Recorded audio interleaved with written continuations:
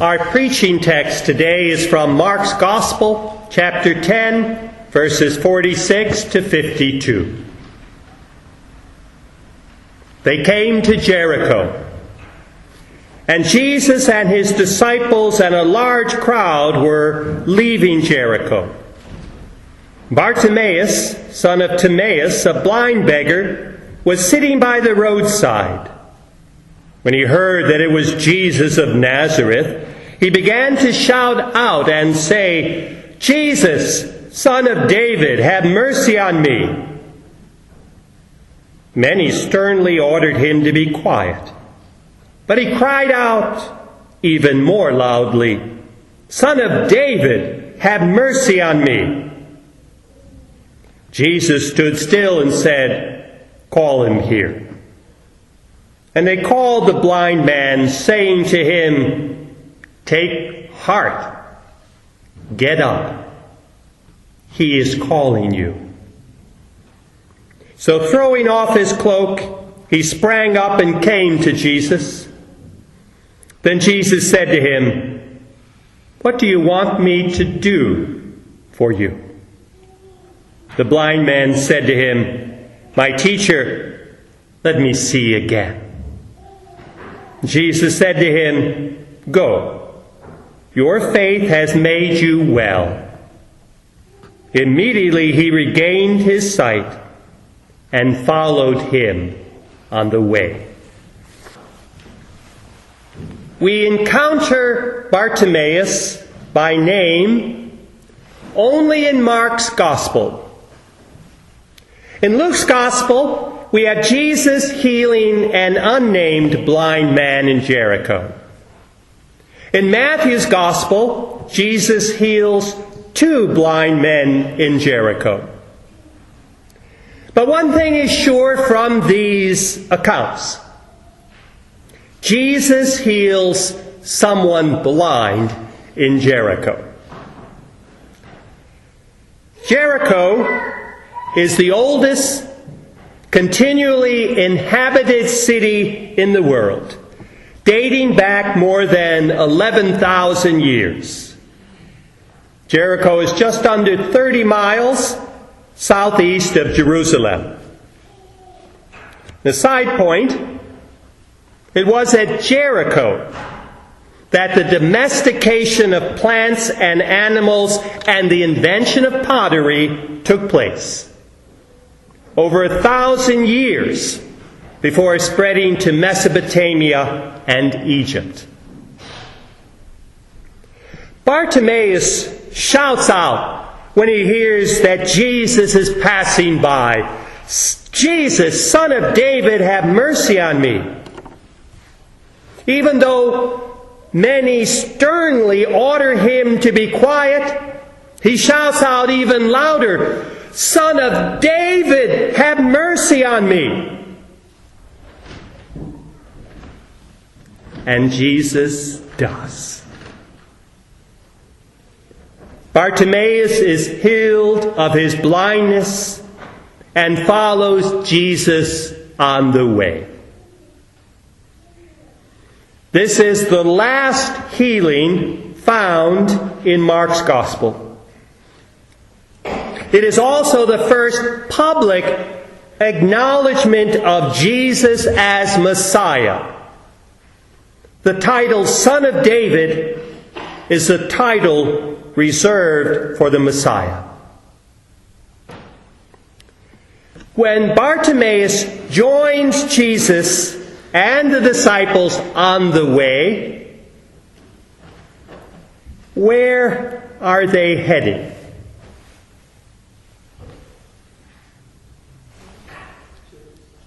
Jerusalem. They're heading to Jerusalem and all that awaits Jesus there. In Mark's Gospel, Jesus comes to Jerusalem only once, at the end of his public ministry. After healing Bartimaeus, he and the disciples and Bartimaeus journey up to Jerusalem, and the events leading to Jesus death, and resurrection begin to unfold. Now, I bring this up because it helps to know the context of this healing. Bartimaeus is blind. He cannot see. And so it is also with the disciples. They also are blind and cannot see. They cannot see what is unfolding before their own eyes. Yet with Jesus, there can be no delay. Jesus acts even in the midst of their blindness. Jesus acts even in the midst of our blindness. When Jesus hears Bartimaeus shouting, he asks that Bartimaeus be brought to him. And the people tell Bartimaeus, "Take heart, get up, he is calling you." Sisters and brothers, I believe one of the most important messages coming to us from the Gospels is this message: take heart, he is calling you.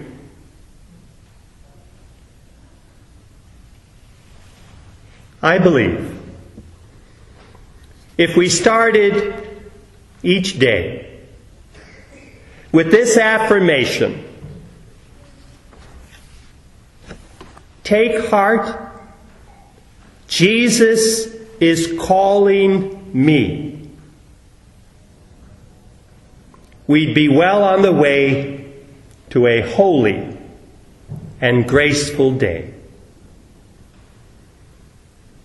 If someone asks you to sum up the Gospels, to sum up Christianity, this summation would not be far off the mark. Take heart, he is calling you. So let's explore this summation. Brothers and sisters, we live in a world in which many of us continually lose heart and become discouraged. I don't need to enumerate here a long list of the problems assailing us individually and collectively.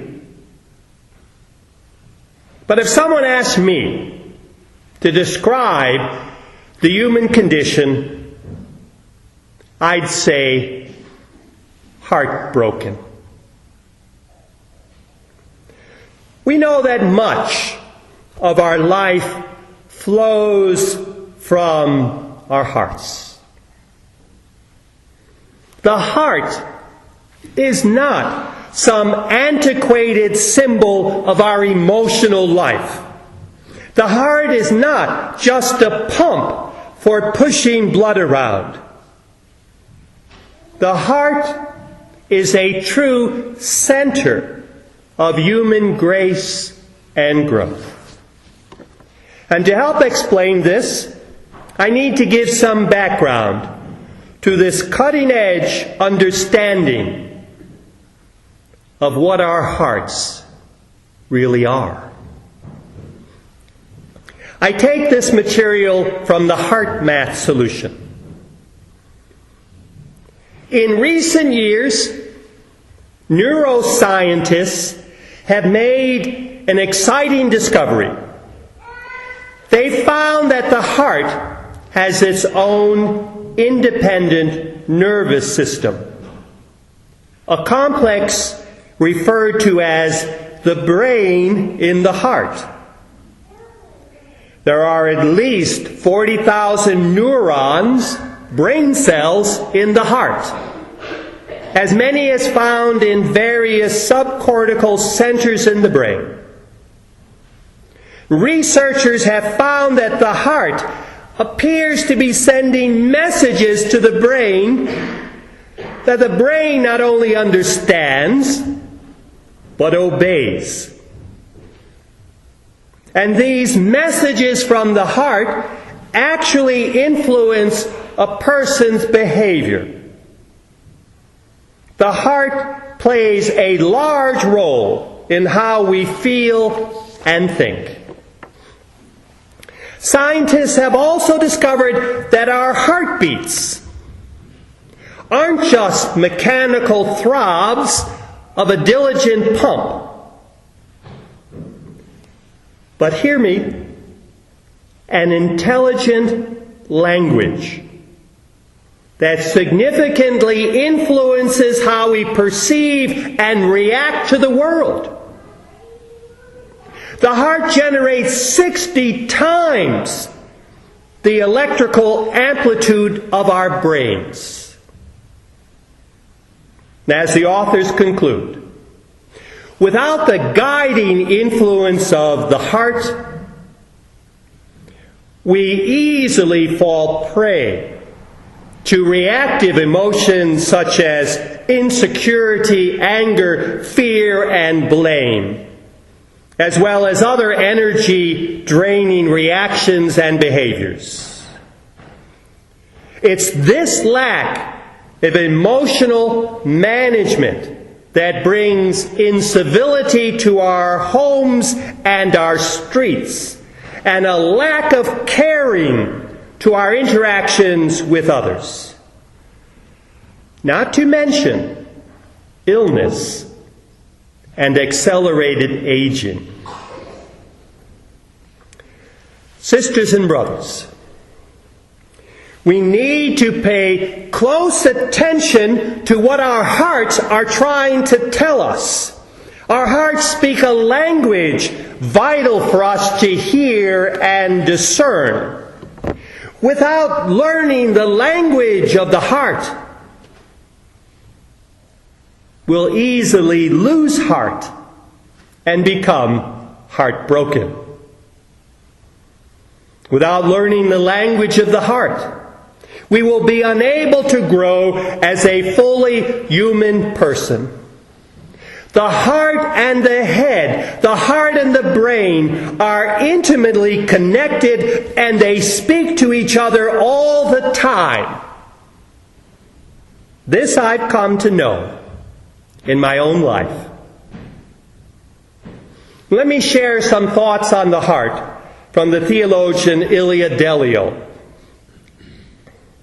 The heart is the center of the life of the human person.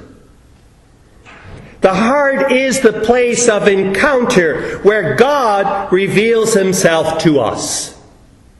As Jesus tells us in the Gospel, where your treasure is, there your heart will be also. The heart is made by and for God, and is the proper dwelling place of God. It is the place of encounter between the person and God. It is where one comes to know God and to surrender the heart. To surrender the heart is the fundamental act of following Jesus Christ. Brothers and sisters, to surrender the heart is the fundamental act of following Jesus Christ. One of the problems we face in terms of experiencing God is that we seek God often with our brains instead of our hearts joined with our brains. Our brains are wonderful gifts from our Creator. And I love my brain. But I believe it is actually within our hearts where the mystery of God is experienced. Our brains are almost always generating thoughts of one kind or another. It's hard to quiet the brain. The brain doesn't seem to like silence very much. But when we really tune into the heart, we can sometimes find the quiet and the stillness necessary for the presence of God. This quiet and stillness is called prayer.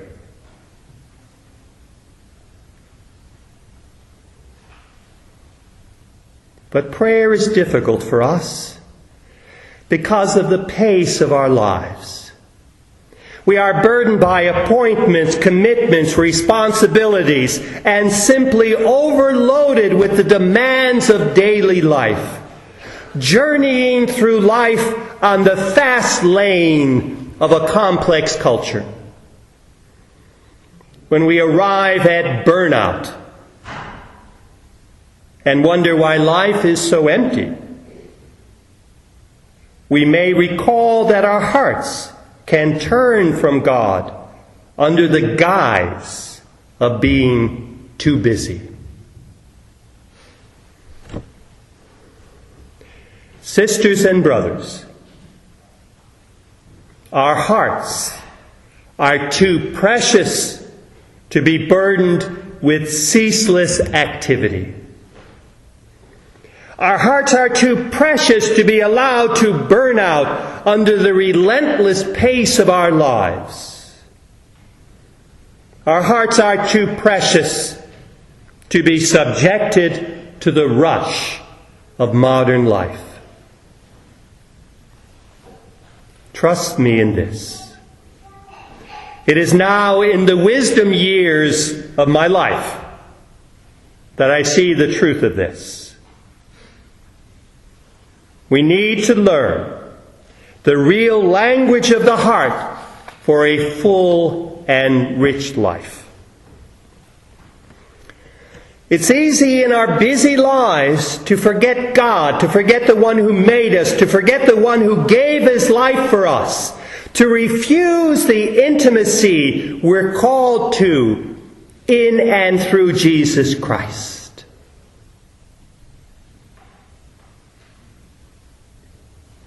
But to accept this call into deeper intimacy, we must take heart and know he is calling us. Just as Bartimaeus is told, take heart, he is calling you, so we are also told, take heart, he is calling you. And to what is Jesus calling us? Jesus is calling us to him, to abide in his heart, to find our home in his heart, to join our heart with his heart. This is the Christian life. This is the Christian way. And it begins and ends within the sacred chambers of the human heart. I mean this physiologically, psychologically, and spiritually. I believe prayer is one of the heart's primary languages. As Christians, however, we're called not only to say prayers, we're called to become prayer. And I believe this happens primarily within our human hearts. Prayer of the heart has been understood throughout the long history of Christianity as the best form of prayer. Brothers and sisters, scientists are now discovering what the poets and the mystics have known for countless millennia. Love is more a response of our hearts than a response of our brains. And if this is true, as I believe it is, then our life in Christ is a life of love arising within the sacred chambers of our hearts. As Ilio notes, life in God should be a daring adventure of love, a continuous journey of putting aside our securities to enter more profoundly into the uncharted depths of God. Too often, however, she writes, we settle for mediocrity, settle for something less than God that leaves our hearts restless and unfulfilled. So, brothers and sisters, let us take time to listen and learn the language of our hearts. As Blaise Pascal noted so many years ago, the heart has reasons that reason cannot understand. It takes a lifetime to understand the mysterious workings and language of the human heart. It takes an eternity to learn the mysterious workings and language of our loving God. But both journeys are well worth undertaking. Brothers and sisters, we learn the language of the heart when we learn the language of compassion and kindness. We learn the language of the heart when we open our hearts to others in love. Our hearts then become what God created them for. Our hearts become what God had in mind when we become people of heart. I can think of no greater compliment that can be made of anyone than to say he or she is a person who is all heart.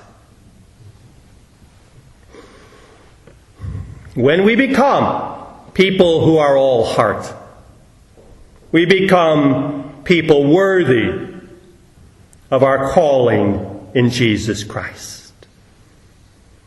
As we become people of heart, our hearts find a home in the all-welcoming, all-embracing heart of Jesus Christ. So let us together open our hearts to all creation in and through the pierced and wounded heart of the crucified Christ.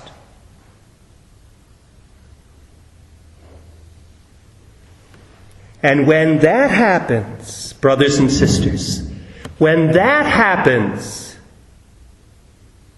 then we can say gently to everyone we meet, take heart. He is calling you.